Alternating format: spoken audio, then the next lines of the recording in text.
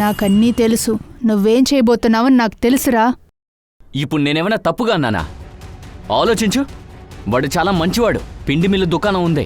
మన రుబాయిని సంతోషంగా చూసుకుంటాడు. చెల్లెలి సంతోషం గురించి నీకింత దిగులుంటే 50 ఏళ్ల ముసలోడిని అల్లుడిగా తీసుకురావు. తన్ని చూసుకోవడానికి తన అమ్మి ఇంకా బతికే ఉంది. నువ్వింకా ఎన్నాళ్ళు ప్రాణాలతో? నేను చెప్పేది అర్థం చేసుకోవడానికి ప్రయత్నించు. మన ఇంటి పరిస్థితి బాలేదు. తనకి చూపు లేదు. తనని పెళ్లి చేసుకోవడానికి వరుసగా క్యూ కట్టారా? ఇలా చూడు, తన పెళ్లి గురించి.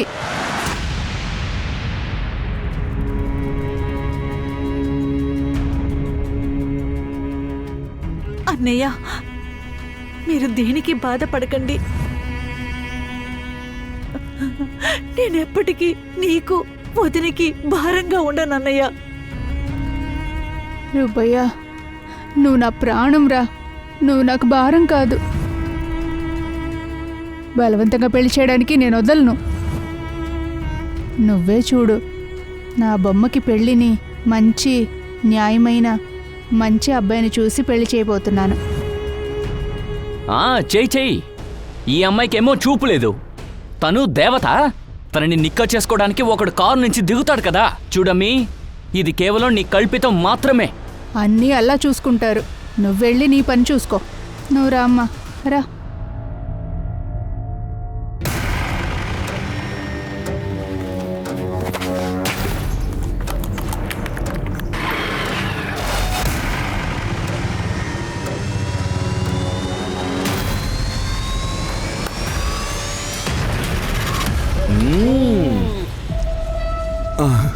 అరే, నాకు కాబోయే బామ్మర్ది. విషయం ఎక్కడ దాకెళ్ళింది? విషయం ఏంటంటే అమ్మి రుబాయితో మాట్లాడింది, కానీ తనే నిరాకరించిందో. 50 ఏళ్ల ముసలాడికిచ్చి నీ చెల్లెలికి ఎలా పెళ్లి చేస్తావు? అదే కదా మీరు పెద్ద తప్పు చేస్తున్నారు. చూడండి, అనవసరంగా మీరు ఆవేశపడుతున్నారు. నా వల్ల వీలైనంత వరకు నేను ప్రయత్నించాను. బలవంతం చేసి తనని నీకిచ్చి నిక్క చేయలేను. వస్తాను.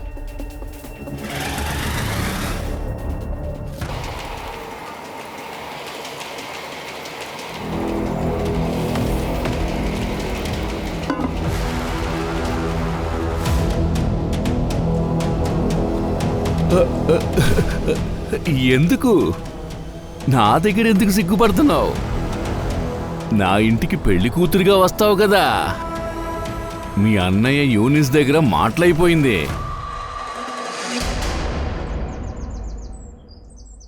గుల్లురేస్, నీ వల్ల అతను నన్ను నోటుకొచ్చి తిడుతున్నాడు తెలుసా?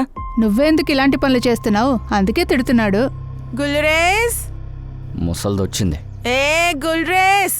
అరే కానవ్, రారా. సలాం అలైకుం. వాలేకుమా సలాం. రండి, కూర్చోండి.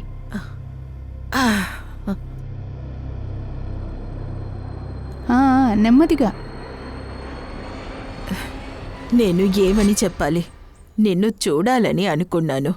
ఏ అన్నయ్యకి ఇంకో పెళ్లి చేయాలా ఏంటి? ఏం చేస్తే ఏంటిప్పుడు? మన అందరం కలిసే చేద్దాం.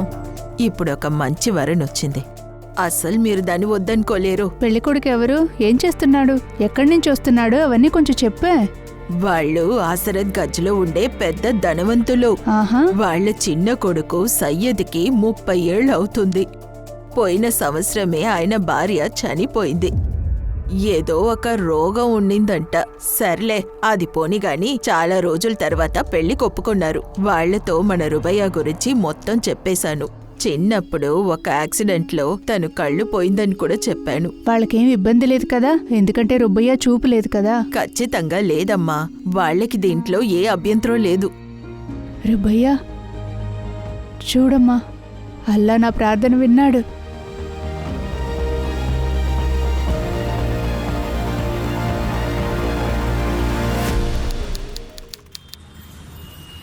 సయ్యద్ అమీన్ అనబడు తాఫిక్ అమీన్, మీ నిక్కా రుబియా షేక్ అనబడు ఫయద్ షేక్తో 51,000కి ఈ నిక్కా నిశ్చయించబడింది.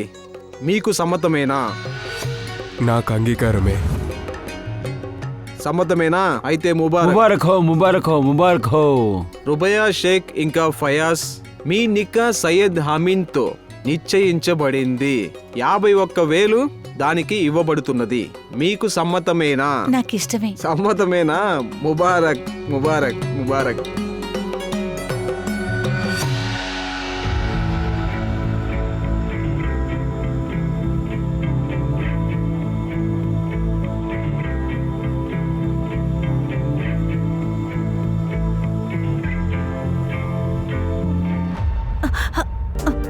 ఏం చేస్తున్నావు నువ్వు? ఈ పాటికి పడిపోయి ఉంటావు.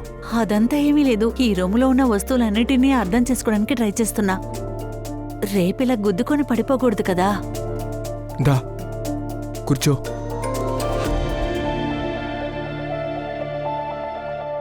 ఈ ఫంక్షన్ జరగటంలో బాగా టైర్డ్ అయిపోయా. బాగా నిద్రగా ఉంది. నువ్వు ఫ్రెష్ అవ్వాలనుకుంటే వెళ్ళి అయిపోయి వచ్చేయి.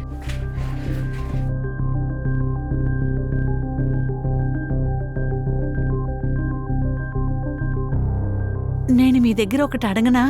నాకు కళ్ళు తెలియకుండా ఉండడం వల్ల మీకేమీ ప్రాబ్లంగా లేదు కదా?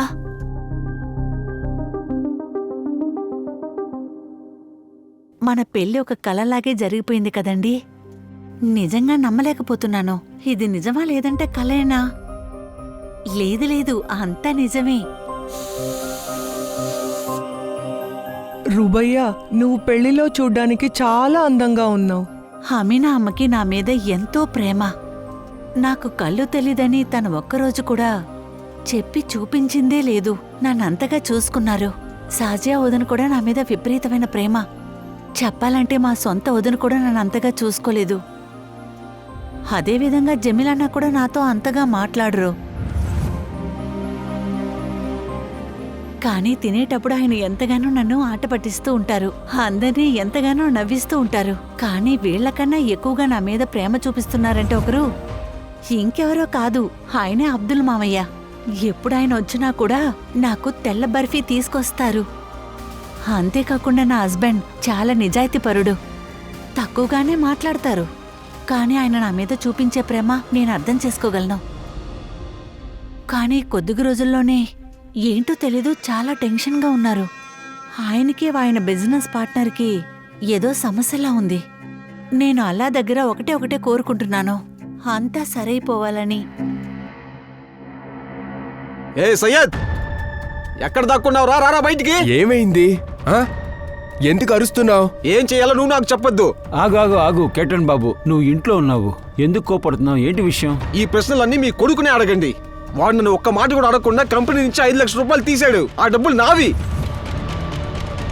అది నా డబ్బు, నేను తీసాను. అయితే నీకేంట్రా? బెల్ ఇక్కడ నుండి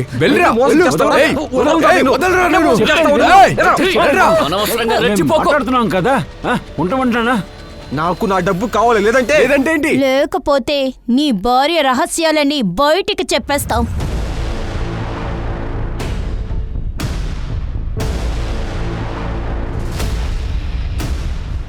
ఏంటా రహస్యం? వీళ్ళేం చెప్తున్నారు? ఇవ్వండి.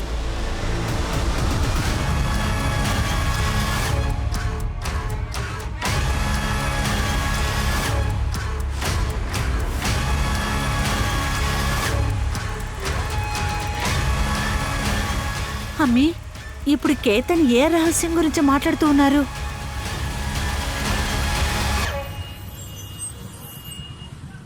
అమిత్, గింటి అక్కడికి రాలేదా? సరే, నువ్వు పని చేయి. సయ్యద్ అక్కడికి వచ్చినా లేకపోతే ఎవరినైనా కలిసినా నాకు వెంటనే ఇన్ఫార్మ్ చేయి. వాపా, అమిత్ ఇంటికి వెళ్ళలేదంట. ఆయన అసలు ఎక్కడికి వెళ్ళారు? కేతన్తో ఆ రోజు ఆయన గొడవ పడ్డారు కదా, ఆ తర్వాత ఆయన మూడే సర్లేదు. అమ్మీ, నాకు నిజంగానే భయంగా ఉంది. అరే, ఎందుకు భయపడుతున్నావు? సయ్యద్ అలాగే అమ్మా, తిరిగి వచ్చేస్తాడు.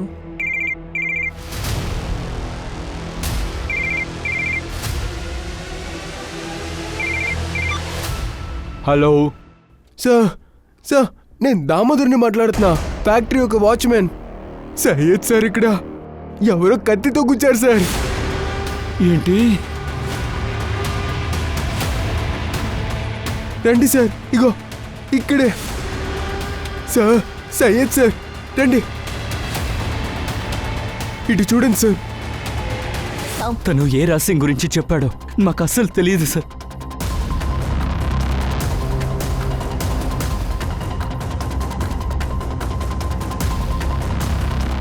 సార్ ఈవినింగ్ 5 గంటలకి మిల్లు మూసేస్తాం. ఇక్కడున్న పనులన్నీ కేతన్ సార్ చూసుకుంటారు. షయద్ సార్ ఎప్పుడో ఒకసారి వస్తారు. సార్ అన్ని చోట్ల చూసాం, గొడవ జరిగినట్టు ఎక్కడా ఎలాంటి ఆనవాలు లేవు. వాచ్మెన్ కూడా కనుక్కున్నాం, ఎవరికి ఏమీ తెలియదు సార్.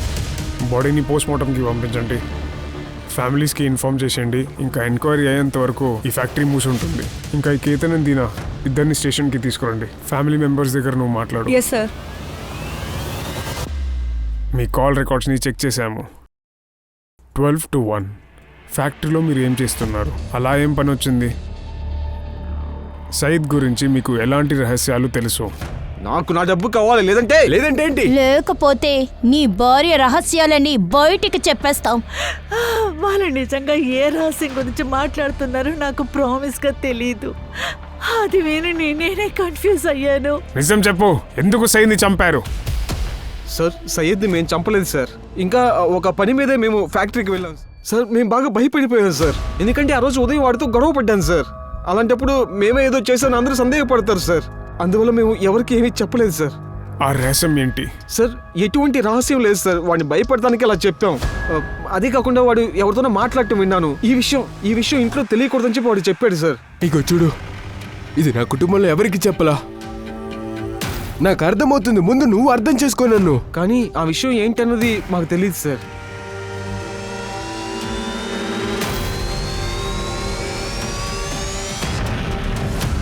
సార్ సయ్యద్ ఒక ఫోన్ రాత్రి 8 గంటలకి స్విచ్ ఆఫ్ అయింది, లాల్గంజ్ పక్కన. అటాప్సీ రిపోర్ట్ ప్రకారం రాత్రి 9 గంటలకి అతను హత్య చేయబడ్డాడు. కానీ సార్ కేతన్ దీనా రాత్రి 11 గంటల గ్యారేజ్కి వచ్చారు. సార్ ఒకవేళ వేరే ఎక్కడైనా చంపుండొచ్చు కదా, ఆ తర్వాత డంప్ చేస్తానికి ఫ్యాక్టరీ తెచ్చుంటారు. ఆహా, అంత పెద్ద తప్పు వాళ్ళు చేయరు. ఎందుకంటే వాళ్ళకి తెలుసు ఫ్యాక్టరీలో బాడీ దొరికితే మనం వాళ్ళని క్వశ్చన్ చేస్తామని. కానీ సార్ ఒక్క విషయం అర్థం కావట్లేదు, ఆ సయ్యద్ గురించి ఆ కేతన్కి ఏం తెలుసు అంతా, ఈవెన్ మనతో షేర్ చేయట్లా. ఒక పని చేయండి, రూపాయాన్ని కలిసి మళ్ళీ అడగండి, మేబీ ఏమైనా క్లూ దొరకొచ్చు. Okay sir. అమ్మీ మీరెక్కడున్నారు? అబ్దుల్ మావయ్య, సహజీ వదిన, మీ అందరి దగ్గర ఒక విషయం చెప్పాలి, మీరు అసలు నమ్మరు. ఏమైంది? ఏంటి సంగతి? ఏమైంది తల్లి? అమ్మీ, సయ్యద్ ప్రాణాలతోనే ఉన్నాడు. నిన్న రాత్రి ఆయన నన్ను కలవడానికి వచ్చారు. ఇలా అంతా చెప్పి మా మనసుని ఎందుకు బాధ పెడతావు రూపాయా? రూపయ్య మాటలు సీరియస్ గా తీసుకోవద్దు, తను కూడా పాపమే కదా. లేదు, నేను నిజమే చెప్తున్నాను. సయ్యద్ ప్రాణాలతోనే ఉన్నాడు. నిన్న రాత్రి నన్ను కలవడానికి ఇక్కడికి వచ్చాడు. అవునమ్మా, నువ్వు చెప్తుంది నాకు అర్థమవుతుంది. నువ్వు వాడిని ప్రేమిస్తున్నావు కదా, అందుకే నీకు అలా అనిపిస్తుంది. ఎందుకని నేను చెప్పే మాట మీరు ఎవరు వినిపించుకోవటం లేదు. సయ్యద్ ప్రాణాలతోనే ఉన్నారు. నేను నిజమే చెప్తున్నాను, నా సయ్యద్ ప్రాణాలతోనే ఉన్నాడు. నేను మీ దగ్గర అబద్ధం చెప్పటం లేదు. నేనేమీ పిచ్చిదాన్ని కాదు మేడం. నా సయ్యద్ ప్రాణాలతోనే ఉన్నాడు. ఆయన నన్ను నిన్న కలవడానికి ఇక్కడికి వచ్చారు. అంతేకాదు ఈ రోజు కూడా వస్తారు. మీరు కూడా త్వరలో నా మాట కూడా వింటారు. నా సయ్యద్ ప్రాణాలతోనే ఉన్నాడు. నేను ఇప్పుడు తనని ఎలా కంట్రోల్ చేయగలను? తన సయ్యద్ ఇప్పుడు ఈ ప్రపంచంలో లేడు. చూడండి, నాకు అర్థమైంది, తన భర్త మరణం తనని బాగా బాధిస్తుంది. మీరు వెంటనే ఒక థెరపిస్ట్ దగ్గరికి వెళ్ళండి. ఓకేనా? నా సయ్యద్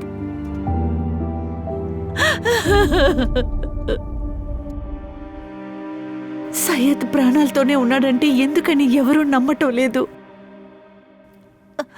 లేదంటే ఇది నా తప్పుటి ఆలోచన అయ్యుండదు. ఖచ్చితంగా అయ్యుండదు. నాకు తెలుసు ఖచ్చితంగా సయ్యద్దే. మీరు ప్రాణాలతో ఉన్నారని నేను ఖచ్చితంగా నిరూపిస్తాను.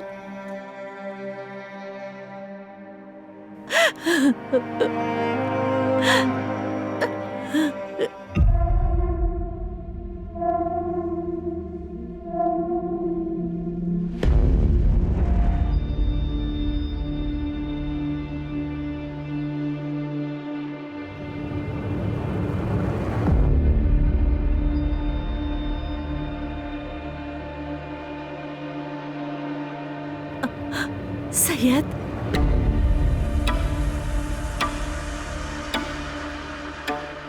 సయ్యద్ మీరు వచ్చేసారా?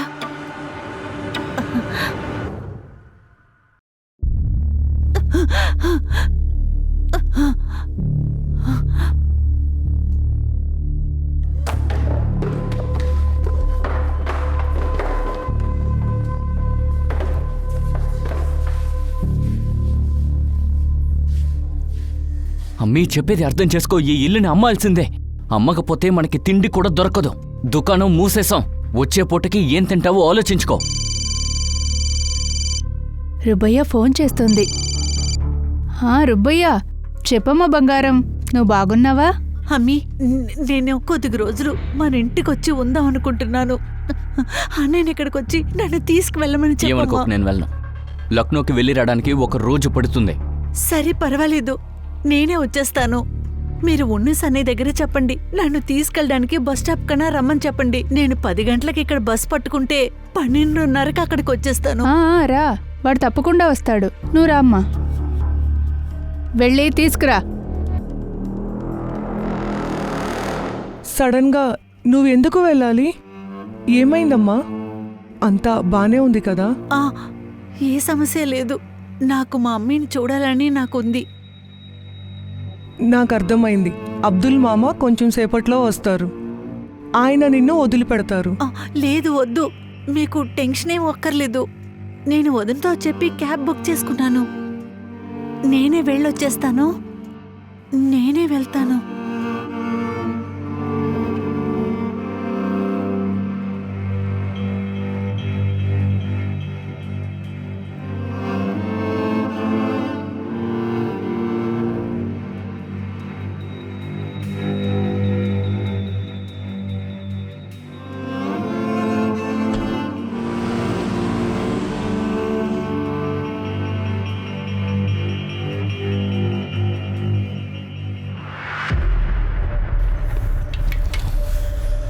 అనవసరంగా ఇదెందుకు ఇక్కడికి వస్తుంది?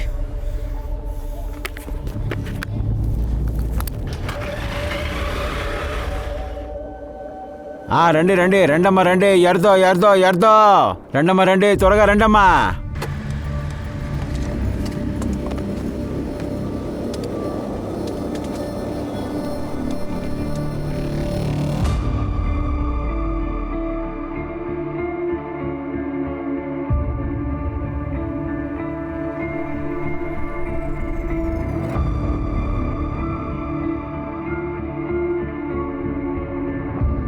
ఎర్దోయ్ రెండమ్మా రండి. ఎర్దోయ్ రండి మేడం. ఎక్కడికి వెళ్ళాలి? ఈ బస్ చౌదాయికి వెళ్తుందా? అవునమ్మా, అక్కడికే వెళ్తుంది. రండి.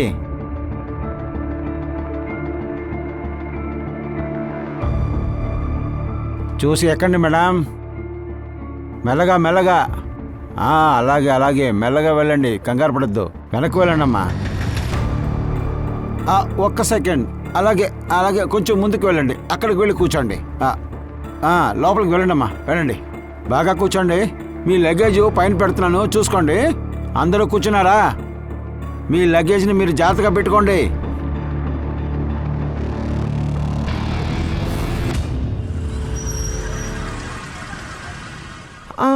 ఆదాబ్ గుల్రేజ్ ఒక చెల్లెలు రుబయ్య అక్కడికి వచ్చిందా? మేము చాలాసేపటిగా ట్రై చేస్తున్నాం. తన ఫోన్ స్విచ్ ఆఫ్లో ఉంది. తను తీసుకురావడానికి యూనిస్ బస్ స్టాప్కి వెళ్ళాడు, కానీ తను వెళ్ళి చాలాసేపు అయింది. ఒకవేళ బస్సు వెళ్ళిపోయిందేమో, వేరే బస్సు పట్టుకుని ఉంటుంది. అంతా అల్లా దయ్యా. తను ఇంటికి రాగాలనే ఫోన్ చెయ్యండి. తప్పకుండా. అమ్మా, మన రుబాయ్యని ఒంటరిగా పంపించకుండా ఉండాల్సింది. అమ్మీ, నేను గంటల తరబడి బస్టాండ్లో నుంచి రుబాయ్ కోసం ఎదురు చూశాను, కానీ తను రాలేదు. 10 బస్సులో రాలేదు, 2 బస్సులో రాలేదు.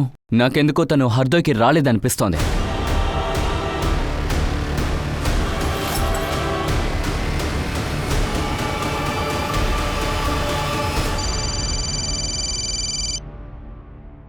చెప్పు.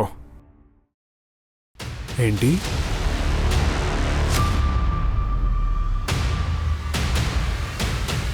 రుబియా మిస్సింగ్. నా పాప ఎక్కడికి వెళ్ళిందో. సయ్యద్ బతికే ఉన్నాడని అప్పుడప్పుడు చెప్తుంటుంది. తను డైలీ నైట్ కలవడానికి వస్తున్నాడు అంటుంది. ఒకవేళ అందుకే తను నా దగ్గరికి రావడానికి ఆశపడిందేమో. ఎందుకంటే తనకి పిచ్చి పట్టిందని వాళ్ళ అత్తగారింట్లో ఎవరు అనుకోకూడదు కదా. కానీ మేము తనని ఏం చెప్పలేదే. సరే, ఈ విషయం చెప్పండి. సయ్యద్ రూబయ్య యొక్క రిలేషన్షిప్ ఎలా ఉండేది? నేను అడిగేది వారిద్దరి మధ్య అంత నార్మలేనా? సార్, వాళ్ళ రిలేషన్షిప్ చాలా వింతగా ఉంది. సయ్యద్ ఎప్పుడూ తనకి దూరంగానే ఉండేవాడు, తనతో మాట్లాడు కూడా. సార్, రుబయ్య ఎప్పుడు చెప్తూ ఉంటుంది నైట్లో మాత్రం బాగా చూసుకుంటాడు అని. సార్, కానీ ఇదే వింతగా అనిపిస్తుంది.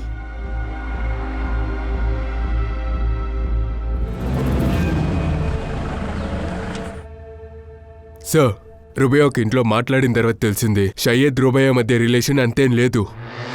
సార్, నాకేమనిపిస్తుందంటే సయ్యద్ యొక్క మర్డర్ రుబయా కనపడకపోవడానికి ఒక కారణం ఉంటుంది.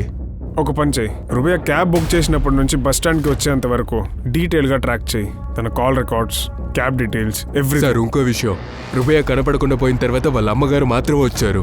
యూనిస్ ఇదేం రాలేదు. చెల్లి కనపడట్లేదు, కానీ అన్నకి కంగారు లేదు. వాడిని తీసుకురా. సార్, యోనస్ షేక్, నీకు నమ్మకం ఉందా నీ చెల్లెల్ని తీసుకురావడానికి? ఖచ్చితంగా ఫర్దీ స్టేషన్కి వెళ్ళావా? నేను అక్కడికి వెళ్ళాను సార్. సార్, నేను బస్ స్టాప్కి 12 నుంచి ఒక 2 వెళ్ళుంటాను సార్. తర్వాత వచ్చే బస్సు కోసం ఎదురు చూశాను. నాకు తెలిసి తను అక్కడికి రాలేదు సార్. స్టేషన్కి ఎలా వెళ్ళావు? బండేసుకుని వెళ్ళాను సార్. హర్దూలో నీ ఇంటికి బస్ స్టాండ్కి ఎంత దూరం ఉంది అండ్ ఏ దారిలో వెళ్ళావు?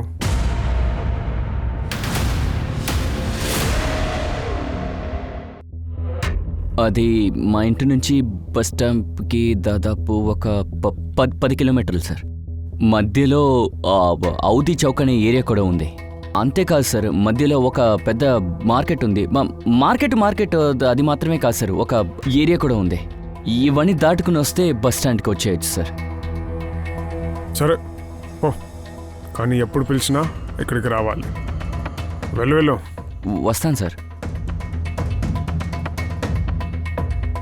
అంకిత, రుబయా ఇంట్లో నుంచి బస్ స్టాండ్ వచ్చే దారిలో ఎన్ని మోటల్స్ ఉన్నా వెళ్ళి అడగండి.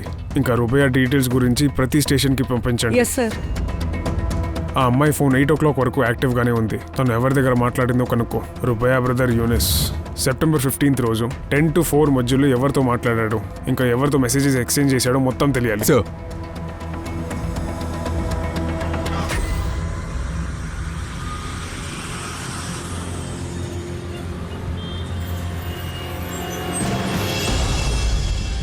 రుబయాన్ని వదిలేసి నువ్వు 3 రోజుల తర్వాత పనికొచ్చావు. ఈ 3 రోజులు నువ్వు ఎక్కడున్నావు?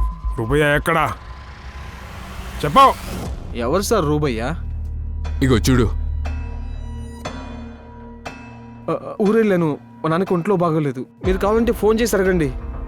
ఈ అమ్మాయి గురించి చెప్పాలంటే తన్ని బస్ దగ్గర వదిలేశాను. తను బస్లో కూర్చుని వెంటనే వెళ్ళిపోయాను. బస్లో కూర్చోవడం నువ్వు చూసావా? సార్, మేడంకి కళ్ళు కనిపించవు, అందువల్ల బస్లో కూర్చునేంత వరకు నేను అక్కడే ఉన్నాను సార్. ఆవిడ కిటికీ వైపు కూర్చున్నారు. కానీ సార్, నన్ను ఎందుకు అడుగుతున్నారు? నేనేమీ చేయలేదు సార్. నీకేం తెలీదు? నీ కారులో ఎక్కిన తర్వాతే రుబయా కనపడట్లేదు. సార్, నాకు ఆ తర్వాత కూడా బుకింగ్ ఉంది, చెక్ చేసి చూడండి.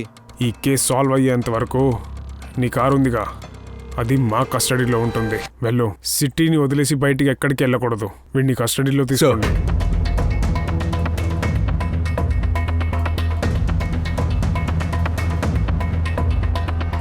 సార్, మేము ఇప్పుడే లోకల్ పోలీస్ స్టేషన్లో అడిగాం, కానీ రుబయ్య ఏ హోటల్లోనూ చెక్ ఇన్ అవ్వలేదు. సార్, మేము సీసీటీవీ ఫుటేజ్ చెక్ చేసాం. చెప్పాలంటే మార్చరీలో ఉండే డెడ్ బాడీస్ కూడా చెక్ చేసాం, కానీ రుబయ్య గురించి ఏమీ తెలియలేదు. చివరికి రుబయ్య బస్ స్టాండ్ నుంచి ఎక్కడికి వెళ్ళింది? నీకు నమ్మకం ఉందా తినే నీ బస్సులో ఎక్కింది అని? అవును సార్, ఆ రోజు బస్సులో ఎక్కింది ఈ అమ్మాయే సార్. మాకు దక్కిన ఇన్ఫర్మేషన్ ప్రకారం తన హర్దు ఏం రాలేదు. నీ బాగా గుర్తుందా? సార్, నాకు గుర్తుంది సార్. అందరు ప్యాసింజర్లు నాకు గుర్తుండరు, కానీ ఈవిడికి కళ్ళు కనిపించవు. అందుకని లగేజ్ తీసుకెళ్ళింది నేనే, ఆవిడ్ని కూర్చోపెట్టింది కూడా నేనే సార్. సరే, అయితే నీ బస్ హర్దోయ్కి వెళ్ళింది. తను దిగడం చూసావా? సార్, నాకు అంత గుర్తులేదు, కానీ సార్ హర్దోవికి ముందున్న బస్సు టీ కాఫీకి నించున్నప్పుడు ఈవిడి కింద దిగడం నేను చూశాను. టీ కాఫీ తాగే వాళ్ళ కింద దిగండి, బాత్రూమ్కి వెళ్ళాలంటే వెళ్ళండి, 10 నిమిషాలు బస్సు ఆగుతుంది.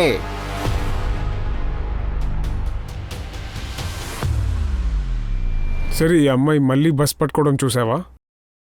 అవును సార్, నేను చూశానే.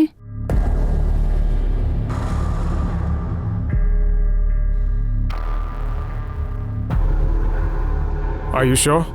షూర్. సరే, మీరు వెళ్ళండి. అలాగైతే రుబయ్య అర్దుకి వచ్చింది.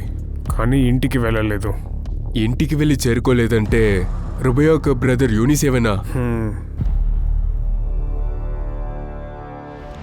అబద్ధం చెప్తున్నావా? నీ కాల్ రికార్డ్ చెక్ చేశా. నువ్వు హర్దయ్య బస్ స్టాప్కి వెళ్ళలేదు. ఎందుకు పోలా? రుబయాని తీసుకురావడానికి నువ్వు ఎందుకు వెళ్ళలేదు? అవును, నేను వెళ్ళలేదు. నా భార్య ఉంది కదా బాను, నా సిస్టర్ కోసం నా ప్రాణాలు తోడేస్తోంది. నీ సిస్టర్ రుబయ ఇంట్లోకి వస్తే నేను ఇల్లు వదిలి వెళ్ళిపోతానని నన్ను బెదిరిస్తోంది సార్. మరి నన్నేం చేయమంటారు సార్? అందుకే వెళ్ళలేదు.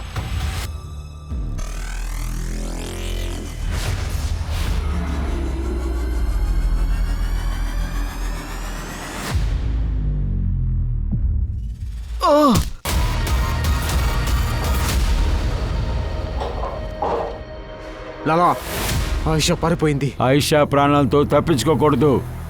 నా ఫోన్ కోసం వెయిట్ చేయండి. ఇంకొకరిని కూడా లేపేయాల్సి ఉంటుంది. అలాగే లాలా.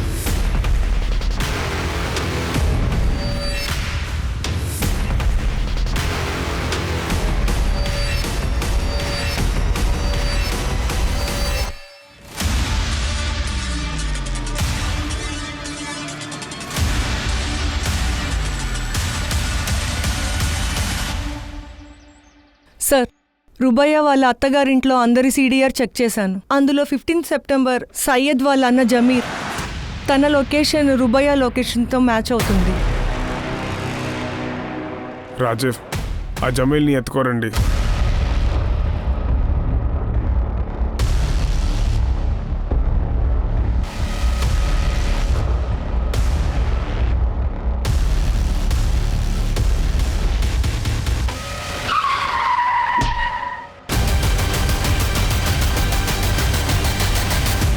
సార్, జమీల్కి యాక్సిడెంట్ అయింది. ఎవరో బందితో గుద్దారు. ఏంటి? జమీల్నా?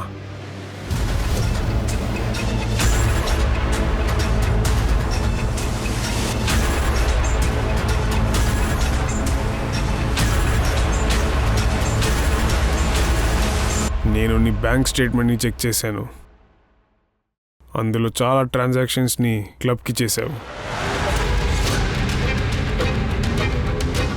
ముందు ఏమనుకున్నానంటే నీ హాలిడే టైం స్పెండ్ చేయడానికి వైఫ్తో బయటికి వెళ్ళావేమో అని అనుకున్నాను. కానీ క్లబ్కి కాల్ చేసినప్పుడే మాకు తెలిసింది నువ్వు నీ భార్యతో కాదు సయ్యద్తో వెళ్ళావని తెలిసింది. నీకు సయ్యద్ మధ్యలో ఏం జరిగింది? ఇటు చూడు, నిజం చెప్పేసి. ఒకే ఫ్యామిలీలో ఉన్న ముగ్గురికి ఈ విషయం జరిగింది. నువ్వు ఏం అబద్ధాలు ఆడినా ప్రయోజనం ఏముండదు. సార్, నేను బైసెక్షువల్ని. అంతేకాదు సయ్యద్ ఒక గే. మేము ఒకరికొకరు డేటింగ్ చేసుకున్నాం. వాడు నాకు డబ్బు కూడా ఇస్తాడు. మేమిద్దరం చాలా సంతోషంగా ఉండేవాళ్ళం. కానీ ఎందుకని తెలియలేదు, ఒకరోజు సయ్యద్ ఒకరోజు నన్ను వచ్చి కలిసి పెళ్లి చేసుకోబోతున్నానని చెప్పాడు. ఈ రిలేషన్షిప్ని కంటిన్యూ చేయనని చెప్పాడు. అప్పుడు ఆ క్లబ్కి నేను ఒంటరిగానే వెళ్ళేవాడిని. చాలా మందిని మీట్ అయ్యాను, వాళ్ళతో డేట్ చేశాను. సార్, వాడు నాకు డబ్బులు ఇవ్వటం ఆపేశాడు. డైలీ ఆఫీస్లో గొడవ జరుగుతూ ఉంటుంది. మా విషయం మిగతా అందరికీ తెలిసిపోయింది. ఇవన్నీ చూసిన నా భార్య దీనా నన్ను ప్రశ్న వేయటం మొదలుపెట్టింది. తనకి నచ్చ చెప్పడానికి నేను సయ్యద్ని బెదిరించేవాడిని. కానీ నాకు ఒక విషయం అర్థం కాలేదు. సయ్యద్ భార్య రుబయ్య, తను ఎలా సయ్యద్తో 1 year సంతోషంగా ఉంది. పైగా 1 year నుంచి సయ్యద్ గురించి తనకేం తెలియలేదు. సార్, ఇవేమీ నాకు తెలియవు. కానీ ఒకటి ముష్రా. ఎవరు? సార్, ముష్రా సయ్యద్కి మొదటి భార్య. తను వాడితో సంతోషంగా జీవించలేదు. వాడు డివోర్స్ ఇద్దామనుకున్నాడు. తను ఓటింగ్ యాక్సిడెంట్లో చనిపోయింది. రాజీవ్, సార్, ఈ ముష్రా జాతకం తీ. ఆ బోటింగ్ యాక్సిడెంట్ గురించి తెలియాలి. Okay sir. ఎవరో శిల్పా కత్రిని స్టేషన్కి వచ్చారు సార్. శిల్ప కత్రినా? ఎక్కడున్నారు? మేడం చెప్పండి. సార్, అది రుబయ్య తిరిగి బస్సులో ఎక్కనే లేదు. ఏంటి? కానీ ఇంతకుముందు తను బస్సు ఎక్కింది అని చెప్పారుగా. సార్, ఎప్పుడు తన్ని చూశానో అప్పుడు నేను నిద్రలో ఉన్నాను. కానీ నిన్నే నాకు గుర్తొచ్చింది.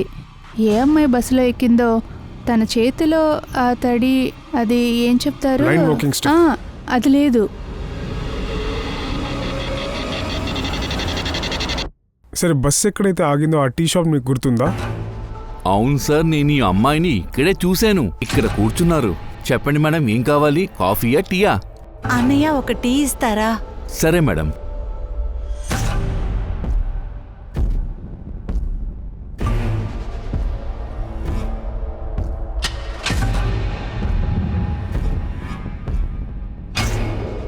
అంటే తన్ని కలవడానికి ఒక మనిషి వచ్చాడు, ఫోన్లో మాట్లాడించాడు, ఇంకా ఆ అమ్మాయి వాడితో వెళ్ళిపోయింది. అవును సార్.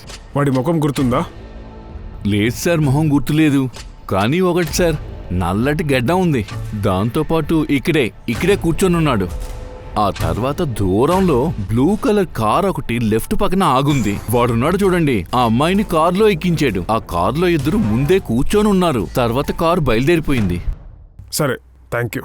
సార్, రుబయ్య ఎవరితో వెళ్ళిందో వాళ్ళని నమ్మి వెళ్ళింది. లేదు, తను ఎవరితో వెళ్ళిందో వాడి మీద నమ్మకం పెట్టుకోలేదు. తను ఎవరితో అయితే ఫోన్లో మాట్లాడిందో వాడిని నమ్ముకుంది. తను హర్దోయ్కి అమ్మని కలుద్దామని వెళ్ళింది. అమ్మ దగ్గర చెప్పాలనుకుంది, కానీ హర్దోయ్కి తను వెళ్ళలేకపోయింది. 15 సెప్టెంబర్ రోజు ఒక బ్లూ కార్ గురించి చెప్పారు కదా, దాని గురించి కొంచెం డీటెయిల్స్ తెలుసుకో. ఇది నిజమే అంకుల్.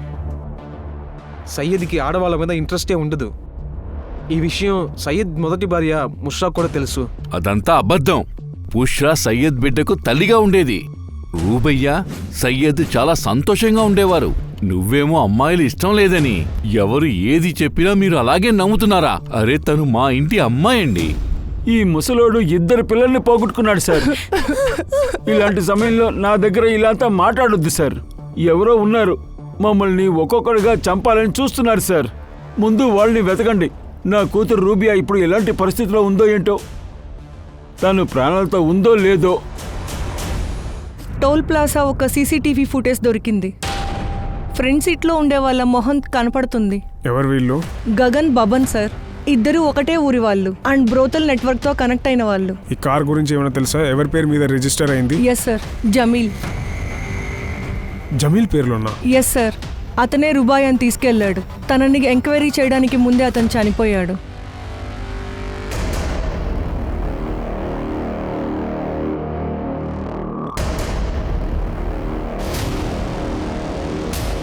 Hello, police station. తను ప్రాణాలతోనే ఉంది. త్వరగా హాస్పిటల్కి తీసుకువెళ్ళాలి. ఇంకో బాడీయా?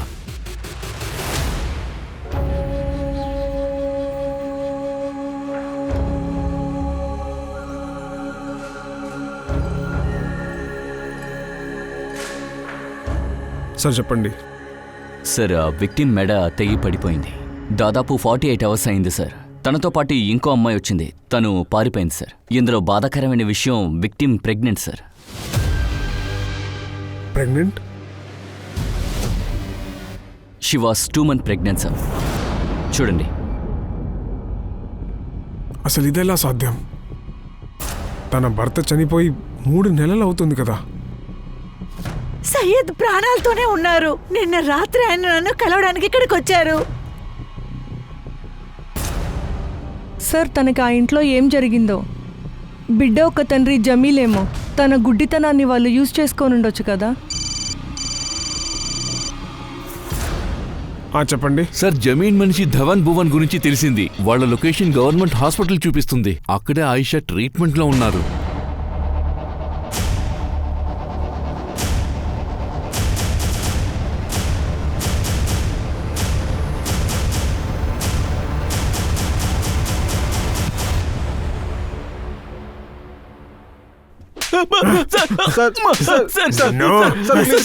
ఎవరు చెప్పారు మిమ్మల్ని చంపమని?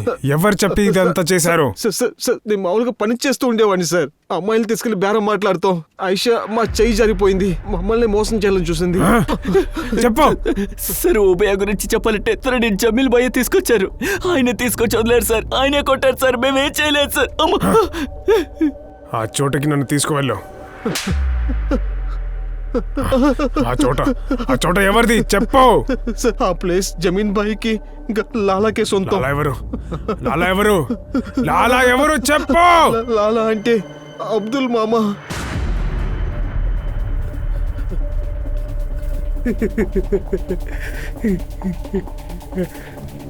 అబ్దుల్నా?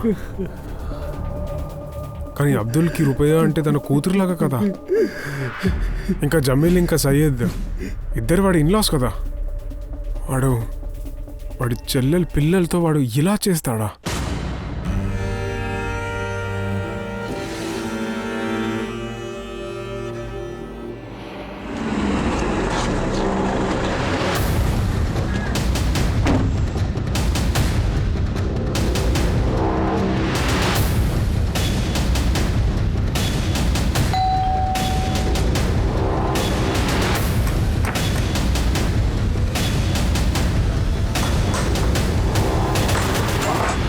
ఏయ్, గొంతులో బుల్లెట్ తగిలింది, హాస్పిటల్ తీసుకెళ్ళు.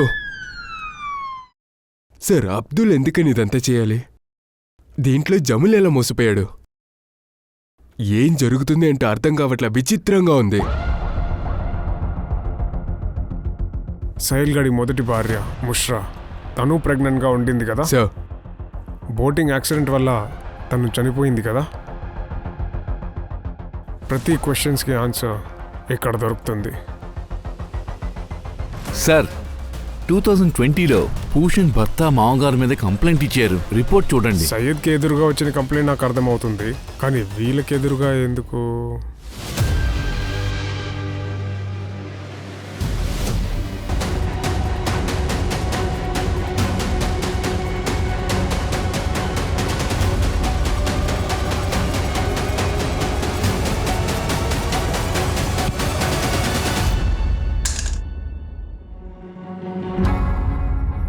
జమీల్, అబ్దుల్, ఇంకా అమితాని మీరు జస్ట్ పపెట్స్ అంతే. కానీ నిజమైన మాస్టర్ మైండ్ అయితే నువ్వే. 2020లో సయ్యద్ మొదటి భార్య ముష్రా వాడిని వదిలేసి హర్యానా వెళ్దాం అనుకుంది. ఇంకా ప్రెగ్నెంట్గా కూడా ఉంది. అదేలాగా మా కుటుంబ రహస్యం బయట వాళ్ళకి తెలియకూడదని నేనే ఇష్టపడ్డాను. నా కొడుకు, నా రక్తం, నా చిన్న కొడుకు సయ్యద్, వాడికి అమ్మాయిల మీద అసలు ఇంట్రెస్టే లేదు. వాడొచ్చి ఒక అమ్మాయితో జీవించాలి, ఎలాగైనా కుటుంబం నడపాలని అనుకున్నాను. అందుకని నేను ఉషాతో నిక్కా చేసి పెట్టాను. కానీ అలా కాలేదు. సయ్యద్ గుణం కొంచెం కూడా మారలేదు.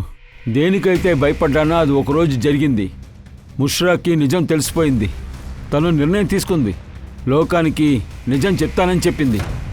ఇదంతా ఎలా నేను జరగనిస్తాను? అబ్బో, నేను మా అన్నయ్యతో మాట్లాడాలి. నేను ఇంటికి వెళ్ళిపోతాను. అబ్బో, దయచేసి నన్ను ఇక్కడి నుంచి వెళ్ళనివ్వండి. బయటికి వెళ్తే కదా నా కుటుంబం పరువు తీయగలవు. నీ పరిస్థితిని దారుణంగా చేసేస్తాను. ఇక్కడి నుంచి నువ్వు ఎక్కడికి వెళ్ళలేవు. పో, పడుకోమని చెప్తున్నానా? చెప్తే వినవా నువ్వు? తను అన్నిటినీ తట్టుకుంది, కానీ హఠాత్తుగా ఒకరోజు పారిపోయింది. అక్కడికి వెళ్ళి సయ్యద్కి నాకు ఎదురుగా పోలీస్ స్టేషన్లో రిపోర్ట్ రాసిచ్చింది. అప్పుడు తనని ఎలాగైనా తప్పించాలి కదా. దాని తర్వాత మేము సయ్యద్తో మాట్లాడి ఇంకో పెళ్లికి ఒప్పించాం. రుబ్బయ్య మా కుటుంబానికి సరిగ్గా ఉండేది. తనకి కళ్ళు కనిపించవు. సయ్యద్ ఇంట్లో ఉండేవాడు కాదు. నేను సయ్యద్ సెంటు వేసుకొని రుబ్బయ్య రూమ్లోకి వెళ్తాను. రుబ్బయ్యకి అనుమానమే రాదు. తను ఒకటి అడుగుతుంది, సయ్యద్, నువ్వు వచ్చేసావా? నా కుటుంబంలో వారసుడు కావాలని ఏదైతే సరేననిపించిందో అదే నేను చేశాను. కానీ నీ కొడుకు సయ్యద్ని ఎందుకు చంపావు? ఒకరోజు వాడి బుర్ర కూడా పాడైపోయింది. ఎందుకని మీకు ఒక విషయం అర్థం కావట్లేదు. నాకు అమ్మాయిలు కదా, అబ్బాయిలంటేనే ఇష్టం. దీంట్లో ఏ తప్పు లేదు. ఆ అమ్మాయితో మీరేం చేయాలనుకుంటున్నారు చేసుకోండి. ఆ అమ్మాయిని పెళ్లి చేసుకుంటారా లేదా అమ్మాయితో పడుకుంటారా, బయటికి తీసుకెళ్తారా, ఏమని చేసుకోండి. కానీ నా స్టైల్లో నేను బతుకుతా. నా నిజాన్ని నేను బయట చెప్పి తీరుతా. సింపులే. నేను అబ్దుల్ మూలంగా సయ్యద్ని చంపించేశాను. కానీ ఒకరోజు రుబయ్యాకి అన్ని నిజాలు తెలిసొచ్చింది.